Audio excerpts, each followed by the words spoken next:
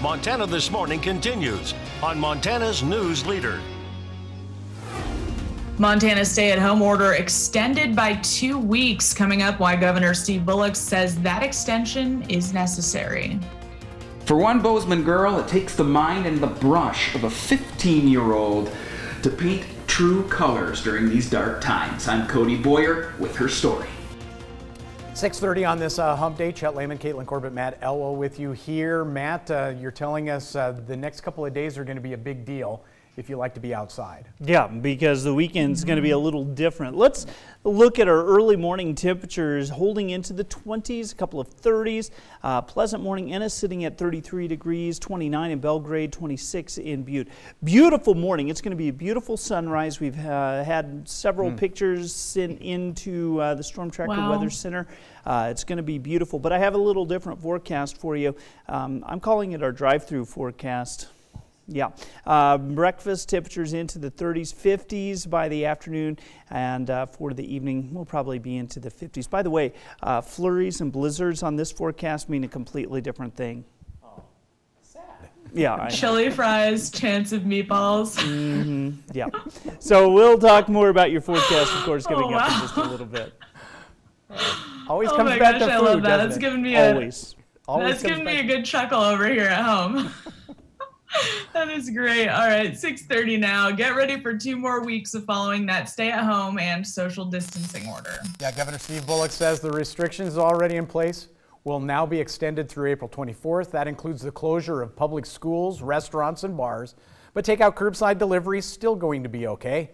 Governor says the order is needed to protect frontline healthcare workers and help stop the spread of COVID-19. I even looked around from my own supply at home. If Tristan from the Flathead Beacon was actually here, he'd see a buff that they provide on a regular basis for runners, or the Billings Trailhead has had cloth, or my own fishing one when I'm out with a buff. Now, the governor also mentioned that 88 Montana National Guard troops are being stationed 17 locations around the state to test for coronavirus. So far, more than 1,200 tests have been carried out by them. 6 people were referred to a hospital. No cases have been confirmed, though, as positive. And here are the latest numbers on the coronavirus situation here in the state of Montana. According to the State Department of Health, Montana now has 319 confirmed cases of COVID-19. 6 people so far have died from the virus, while 28 people have been hospitalized. Some good news in that, though, 57 people have recovered. Gallatin County still leads the state with 119 cases. 1 person is hospitalized currently in Gallatin County. Yellowstone County, meantime, has 47 cases, Flathead County with 31, Silver Bow has 11 cases, and Madison County has 8. Almost 7,000 tests have been conducted so far.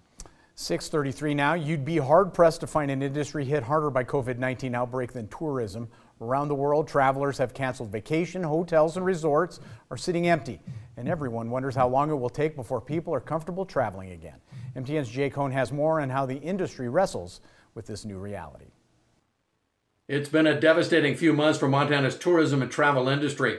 As the world and our region learns to cope with the coronavirus pandemic, the harsh reality is thousands of people have already lost their jobs, and things are likely going to get worse before they get better. First, the good news. A survey of 1,200 Americans conducted this past weekend indicates a majority of those surveyed say they hope to be traveling again this fall. A growing number say they'll likely drive versus fly, and they plan to avoid crowded destinations, which means that Montana's wide open spaces might be just what the doctor ordered. The same survey shows 65% of those questioned have canceled a trip or reservations in just the past few weeks. Stuart Doggett with the Montana Lodging and Hospitality Association reports that Montana's hotel and motel industry is already seeing widespread layoffs. One study says as many as 5,000 direct job losses just in Montana's hotel-motel industry, and when you add in the indirect jobs, that figure climbs to job losses in excess of 14,000. Across the state, hotel owners say right now 8 of 10 rooms are empty on any given night. And on the national level, Doggett says the hotel-motel industry is losing as much as $2.4 billion each week. Many of Montana's travel regions say they're beginning now to pivot to market a Montana vacation to nearby markets where travelers can simply jump in their vehicle and drive here. Even the best case scenarios show that Americans probably won't be comfortable traveling again until this fall. And by then, the hotels say they're only expecting, perhaps hoping, for occupancy rates near 50%. In Billings, Jay Cohn reporting for MTN News. Time now 6:34. We're learning that Montanans who don't carry health insurance or may have lost it when they got laid off could be some of the most vulnerable during the pandemic. MTN's Andrea Lutz found out what resources are available if you find yourself in this position. It seems there may be some heavy barriers for those still working in jobs where they cannot telework. Jobs like the service industry, servers and drivers, cooks, even construction workers. It's these workers that may face the biggest challenge if they do end up getting the coronavirus because they report they have no health insurance. And it's these kinds of jobs that have an increase in the risk of exposure to COVID-19, according to research from the Kaiser Foundation. The study says in 2018, nearly 28 million non-elderly people in the U.S. lacked health insurance. I think that is the key to this right now. It's like you can't wait until you have an accident with your automobile and then go and get insurance. It doesn't cover it then. People need to go out right now and be covered. Montana Commissioner of Insurance and Securities Matt Rosendale says there are options if you don't have health insurance right now. Don't wait until you get sick. Don't go uncovered. That is really a big thing. The state of Montana offers short duration health plans where you can sign up at any point in the year.